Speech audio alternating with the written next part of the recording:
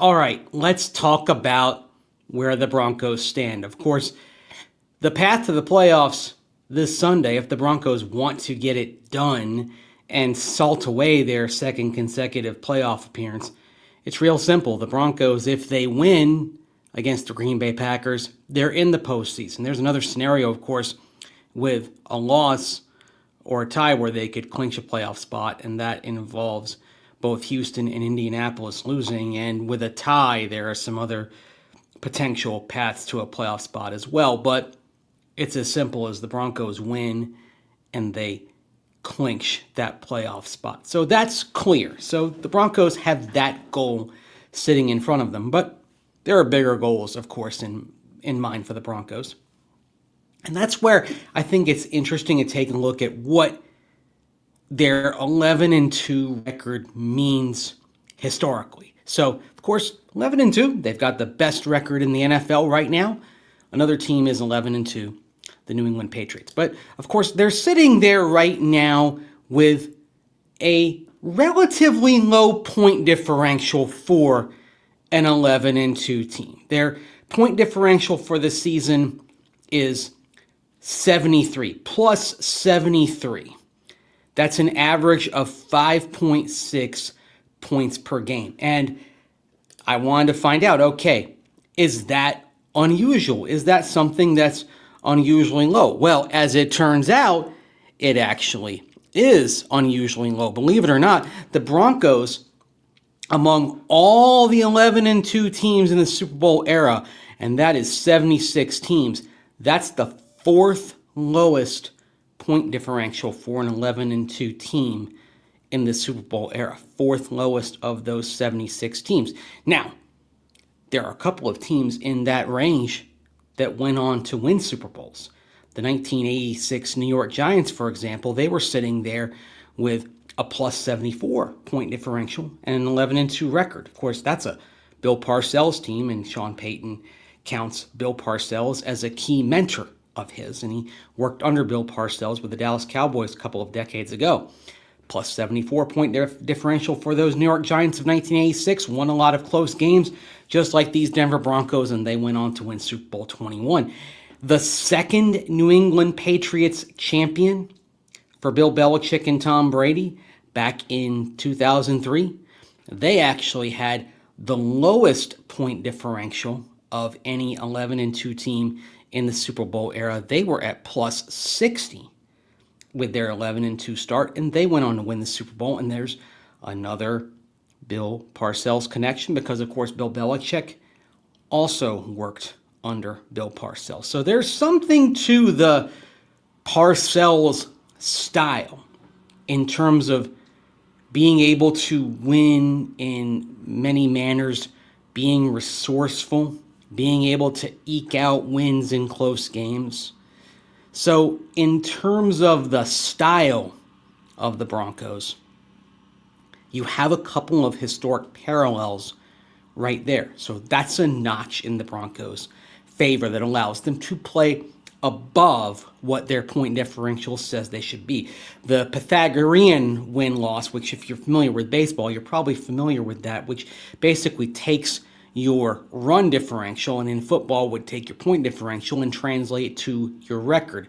So the Broncos' point differential says they should have 8.5 wins and 4.5 losses. So the Broncos are 2.5 wins above what their point differential says they should be. Now, of course, it's a little bit deceptive. You can look at the Raiders game on Sunday as a specific example of a deceptive result, but that's one game. That doesn't affect it all that much. That would add, say, 10 points of difference for the Broncos. It wouldn't really affect them all that much. You're talking not even a point per game in terms of difference in point differential.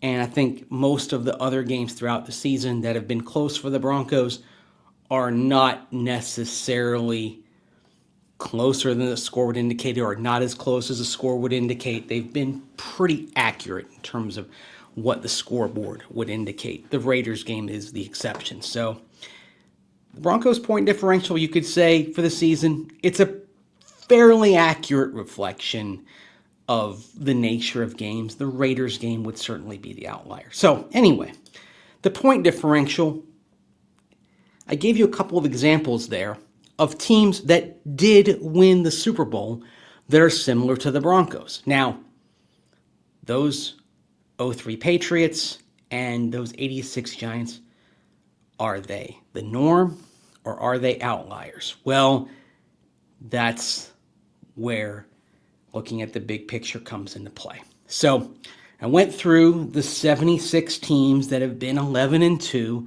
in the Super Bowl era and then took where all those teams were in point differential and looked at their outcomes at the end of the year. So you have the 76 teams, and those include the Broncos and the Patriots. So let's go through the previous 74 that have outcomes, right? So those previous 74.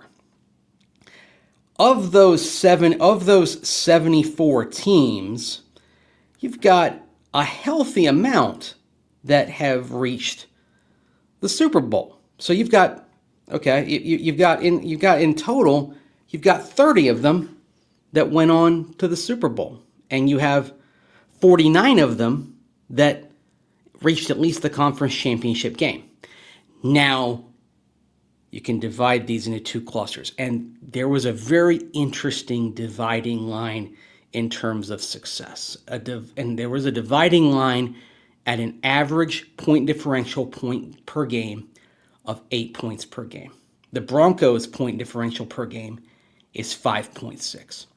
If you had an average point differential of 8 points above 8 points per game, of 8 points per game or higher, I should say, 8 points per game or higher, if you were among those teams reached the Super Bowl with an 11-2 record and a point differential of 8.0 or higher per game. Those teams reached the Super Bowl 47% of the time. Those teams reached at least the conference championship game 71% of the time. Now, if you were below that threshold, if you were on the low end of it, and there were 15 teams like that before this year, the Broncos become the 16th team. A much lower percentage, because just 2 out of 15 of those teams reached the Super Bowl, and they both won it, those 86 Giants and those 03 Patriots, but the percentage dropped from 47% to just 13% in terms of making the Super Bowl. And the percentage of teams that made the conference championship game dropped from 71% to 47%. So you have the examples of teams that have made the Super Bowl and then won it, 2 teams with coaching styles and philosophies that are right in line with Sean Payton and the Broncos. But those are historically the outliers of teams that look like the Denver Broncos in getting to 11-2. So, will the Broncos style come through again? Will Sean Payton and his coaching style out of the Bill Parcells tree, will that work again? Will the third time be a charm?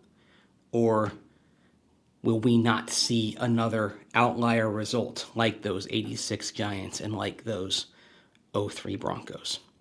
That's what we'll find out over the next several weeks. So it's a little bit of a tug of war. I don't have a conclusion for you, except to say that if there is going to be an outlier result here for the Broncos with a relatively low point differential, despite an 11-2 record, coming out with the ultimate success, these Broncos, in terms of their coaching philosophy and how they're built, they are well positioned because of the man in charge.